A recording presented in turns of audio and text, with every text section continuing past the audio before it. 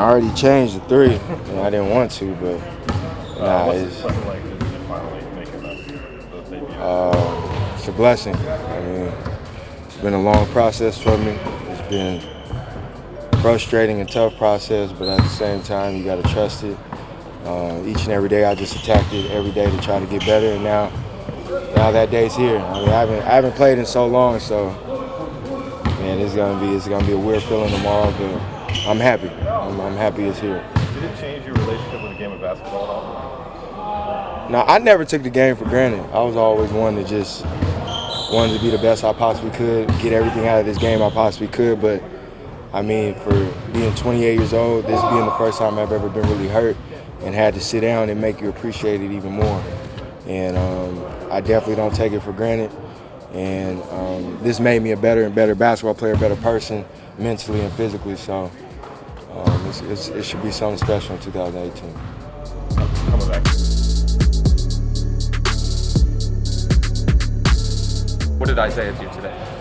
We went through some shooting, some drills, and then we played 5-on-5 with a few of the guys and got a chance to get up and down and play a little bit.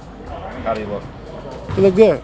He's playing tomorrow, so excited for that. You know, it's been a process, and I see Dave reaching for his other phone to tweet it out.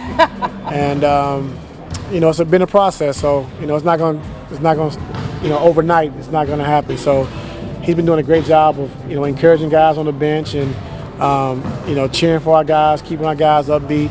And now he gets a chance to play, so everybody's excited for him. I'm excited, and you know, but it's going to be a process, just like, you know, getting in shape, his timing, so he can't get frustrated and think it's just going to happen overnight. So, but we're very excited to have him back.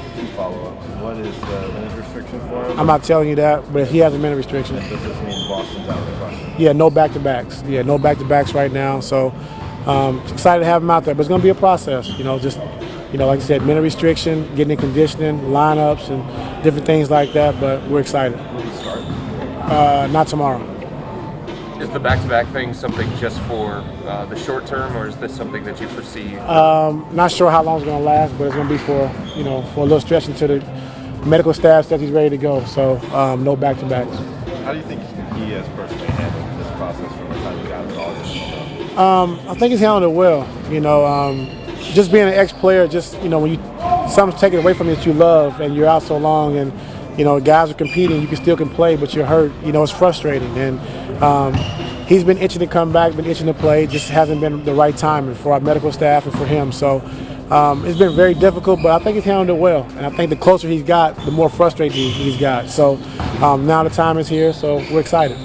What can he give you guys, considering the little lull that you had to end out 2017? Just, you know, I think a guy who plays with pace, can get into the paint, can score in bunches. You know, when Bron gets tired or, you know, not having a great game, you got another guy you can get the ball in his hands and he can create and make plays. So we're excited about that.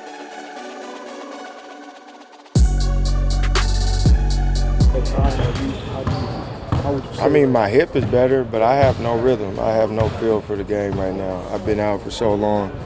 It feels like I lost my powers.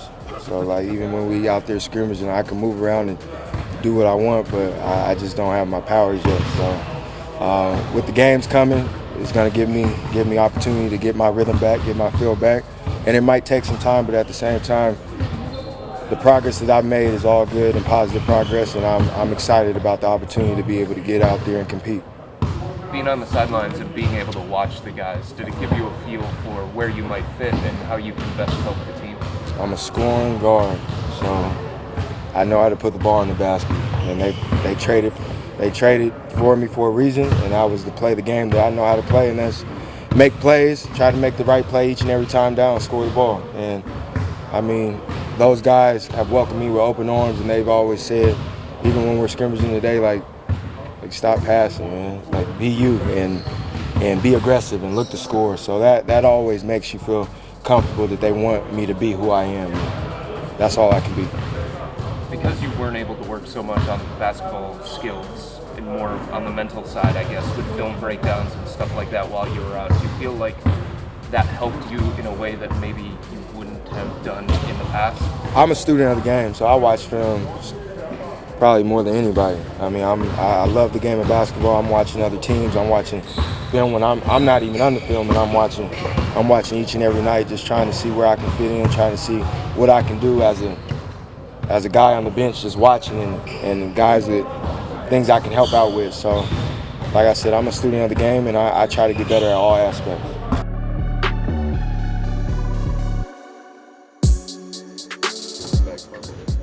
I mean, unknown. We really don't know. I mean, I know he's excited to once again grace an NBA floor and actually play. We're excited for him. As his teammates as well. We expect him to be gassed. We expect him to, just be very emotional about the whole, his journey, just getting back. So, but as far as performance, we can. That's the last thing that we're thinking about right now. You said yesterday that the guys were encouraging him to be himself. I'm sure that you were one of them. Do his thing. Yeah. How do you look to you the last couple of scrimmages? He looked a little out of rhythm, obviously. The man hasn't played the game in 7 months. I think anybody would be out of rhythm no matter what you're doing in life. You took 7 months off of doing what you do best. But I think just his excitement to be actually out there on the floor and be able to scrimmage full goal versus us, it means a lot for him, in this process. We try to get integrated right away, and it started in Santa Barbara when I had my little mini camp out there. We just try to get integrated right away, see, how he can help us become successful and how we can help him adjust. And, so that process has been ongoing since that last week of, I believe, September.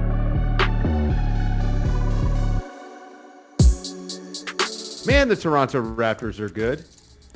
Yeah. That's my statement. That's my statement. Man, they are good. I really like what Toronto's doing. I'm very impressed with Dwayne Casey and the coaching staff and the changes they have made. Seems like every single gripe you and I had about the team last year, they've addressed. Ibaka's getting a lot more time at the 5. I mean, Valanciunas has actually been pretty good this year. Pascal Siakam has been a revelation. Obviously, OG Anunoby has just been incredible as a rookie. And most of all, Kyle Lowry has been Kyle Lowry in fewer minutes. And DeMar DeRozan has been the better version of DeMar DeRozan that you and I hoped for on this podcast all last season. He has replaced some of these long twos with more threes, and it is paying off for his efficiency. He's taking fewer shots. He's actually, I think he's averaging a career high in assists. His playmaking just looks incredible. He's really being patient. DeMar DeRozan should be the starting 2 guard in the All-Star game, I think. I mean, like if the All-Star game was today, that would be my selection for 2 guard. I'd take him over Oladipo. I've never been happier to have been wrong about a player. I knew he was a hard worker, so like that, the work ethic wasn't something I ever questioned. I'm a guy with that kind of footwork, and he always improves in some area of the game, but he reworked his game. I mean, I don't know if people realize how difficult it is to change the areas on the court where you operate. And he really did basically take his game about 3 steps back from where it normally starts. So, man, I'm to be fair, I actually think that they're real contenders for real this time to knock off Cleveland in the East. And I can't believe I'm saying that, but their offense is just generating better looks more consistently. So unless something happens where they just completely abandon this offense, I think that this is real. You and I talked about this during the playoffs last year. One of the big problems that they had with that clogged toilet offense that they ran was that they would generate these really, really tough looks. And in the playoffs, when, the defenses are tighter and all this other stuff, that doesn't work. So, yeah. And I know you're ahead of me on this one.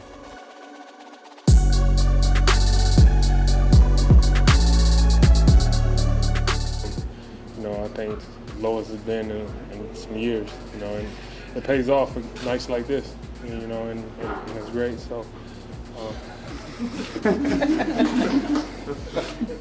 I like that one. I like that one. Man, you just went viral too, JB. Were you conscious of the point total at any point? Did you look? No, I just wanted to win.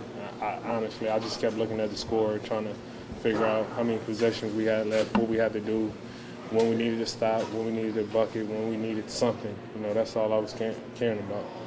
Atmosphere up there, just in terms of how bad both teams clearly wanted it. Is that something that you can sense out there? Yeah, man. Them moments, man. It's. I wish it's something you could take to get that adrenaline, that feeling, that atmosphere, everything when you're out there for the 48 minutes, man. It's one of a kind, and you know, always take me back to a kid when you watch games. You know, it's crazy because I watched Jordan last 3 minutes of Game 6 versus Utah in the finals earlier today, and you know, just that atmosphere that you were playing in. You know, I remember being a kid wishing to be in moments like that. So when you come out here, you in the moments, you gotta make the best out of them.